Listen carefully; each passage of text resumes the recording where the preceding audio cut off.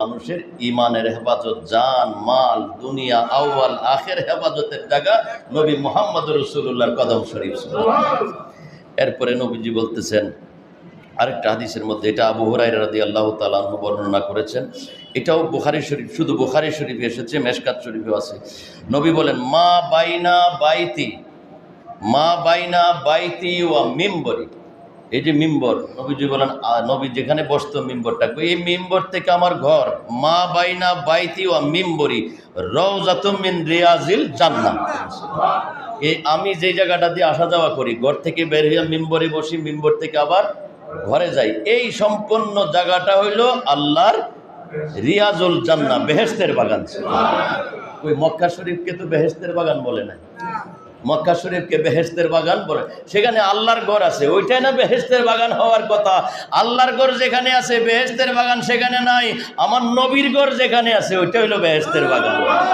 কারণ আল্লাহর ঘরে সবাই যাবে, দুশমনও যাবে, নবীর দুশমনও যাবে, নবীর বন্ধুও যাবে। যেখানে দুশমন যাবে এই জায়গা জান্নাত হইতে পারে না। বলছে নবীর কদমটা হইলো জান্নাত, সেখানে দুশমনরা যাবে না। দেখবেন অনেকে হজ করে আয়সা করে সরাসরি বাড়িতে, মদিনা শরীফ গেছিলেন, না না না শিরিক, না না না, ওখানে এটাকে হজের অংশ নাকি? হজ করতে গেছি মদিনায় যাব কেন? মদিনায় যাবো কোন? হ্যাঁ, এটা হজের অংশ না, এটা হইল ইমানের অংশ, হজ কবুল হওয়ার অংশ। তুমি ঘুরে আসছো, কবুল হইতেও পারে নাও হইতে পারে। আর যদি কইরা গিয়া ওখানে একটা ফরিয়াদ দিয়ে আসতা, নবী যদি শুধু খালি সিগন্যাল দিত, বাস কবুল। এই দেখেন, এরপরে নবীজি সাল্লাল্লাহু আলাইহি ওয়াসাল্লাম এই মদিনা শরীফের প্রতি প্রেম কিভাবে দিচ্ছেন দেখেন। হযরতে ওমর রাদিয়াল্লাহু তাআলা আনহু, এটাও বুখারী শরীফে আছে, আন ওমরিন রাদিয়াল্লাহু তাআলা আনহু قال, হযরত ওমর রাদিয়াল্লাহু তাআলা আনহু সব সময় দোয়া করতেন। কি দোয়া করতেন? আল্লাহুম্মা রযুকনি শাহাদাতান ফি সাবিলিকা, হে আল্লাহ তোমার পথে আমাকে শহীদ হওয়ার তৌফিক দান করো, যাতে আমি শহীদ হই। কার পথে? তোমার পথে যুদ্ধ করতে করতে যেন আমি শহীদ হই। হযরত ওমর রাদিয়াল্লাহু তাআলা আনহু ফরিয়াদ, এটা হলো দোয়ার এক অংশ। এরপরের অংশটা দেখুন, ওয়াজআল মাউতি ফি বালাদে রাসূলিকা, এবং আমার মওত যেন হয় তোমার নবীর শহরে, তোমার নবীর শহরে। হযরত ওমর রাদিয়াল্লাহু তাআলা, এটাও বুখারী শরীফে এসেছে। এত বড় সাহাবী ও রাসূল দোয়া করতেছেন, আল্লাহুম্মা রযুকনি শাহাদাতান ফি সাবিলিকা, আমারে তৌফিক দাও আমি যেন তোমার রাস্তায় শহীদ হই। এবং কোন জায়গায় শহীদ হব? কয় যে এই ফি বালাদে রাসূলিকা, আপনার নবী যেই শহরে আছে।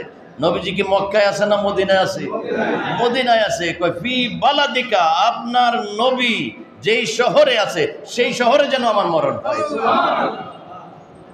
এই যে আমাদের এই চাঁদপুর ডিস্ট্রিক্টে একটা দরবার আছে, ফরাজি গান্ধী দরবার শরীফ, এখানে একটা মাদ্রাসা আছে।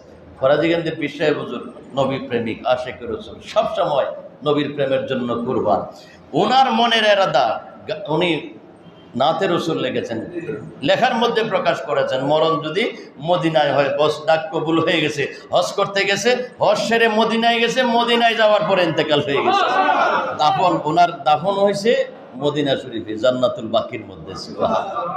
সুবহান। ডাকটা যদি সাচ্চা হয়, ডাকটা যদি একবারে পিওর হয়, কবুল হয়েও যেতে পারে। তো সাহাবী রাসূল বলতেছে, ইজআল মাউতি ফি বালাদে রাসূলিকা, আমার মরণ যেন হয় তোমার নবীর দেশে। সাহাবীরাও নবী নবী করছে, শুধু আমরা নবীর পাগল তা আমরা কেমন পাগল হইছি? আমরা তো সাহাবীরার মতো পাগল হইতে পারিনি। তারা থুতু খেয়ে ফেলতো, প্রস্রাব মোবারক খেয়ে ফেলতো, পানি, ওজুর পানি খেয়ে ফেলতো। সুবহানাল্লাহ, কি পাগল ছিল, কি প্রেমিক ছিল।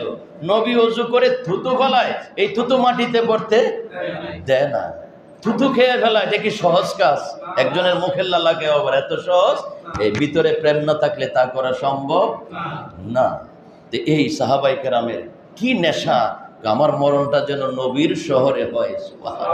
বলতে পারতো আমার মরণ যেন মক্কা শহরে হয়, খানায় কাবার পাশে হয়, তাওয়াফের সময় হয়, এই কথা তো বলে নাই। বলছে ইজআল মাউতি, এ ফি বালাদে রাসূলিকা, আমার মরণটা তোমার নবীর শহরে দিও। সুবহানাল্লাহ। এরপরে দেখেন আন ইবনে ওমর, এই ওমর রাদিয়াল্লাহু তাআলা আনহুর ছেলে আব্দুল্লাহ ইবনে ওমর কালা, তিনি বলেন কালা রাসূলুল্লাহ সাল্লাল্লাহু আলাইহি ওয়াসাল্লাম, নবীজি ইরশাদ করেছেন মান হাজ্জা, যে হজ করলো, ওয়ালাম ইয়াজুরনি, কিন্তু আমার জিয়ারত করলো না, মক্কা থেকেই চলে গেল, মদিনায় আসলো না, ফাকাদ জাফানি, সে আমার কাছে না এসে আমাকে কষ্ট দিল। নাউযুবিল্লাহি মিন যালিক। যে 4 লক্ষ টাকা খরচ গেছে করে মক্কায় গেছে, মক্কা থেকে 100 রিয়াল মদিনায় যেতে, এই 100 রিয়াল খরচ করে মদিনায় যায় না। দেশটা কার? নবীর দেশ।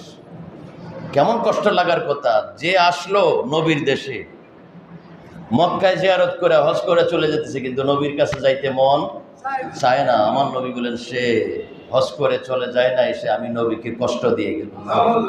নবীকে কষ্ট দিয়া হজ কবুল, নবীকে কষ্ট দিয়া হজ কবুল কখনো সম্ভব না। এই যে নবীজির বাণীগুলো, তাহলে আমাদেরকে হজ করার পরে বা আগে যখনই হোক নবীর জিয়ারতে যাইতে হবে, আমাকে কবুল করানোর জন্য। নবী ছাড়া কবুল হবে না। এরপরে দেখেন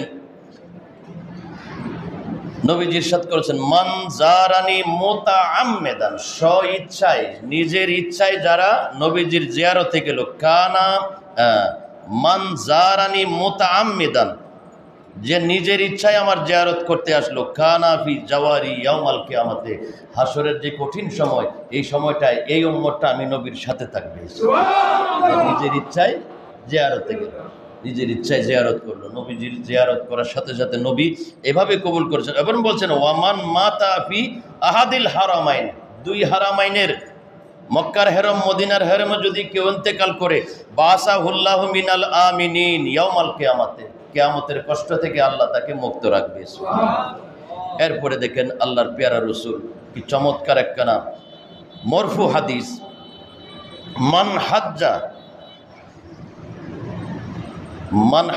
ফাজারা কবরি, যে হজ করলো ফাজারা কবরি, আমার কবর জিয়ারত করলো।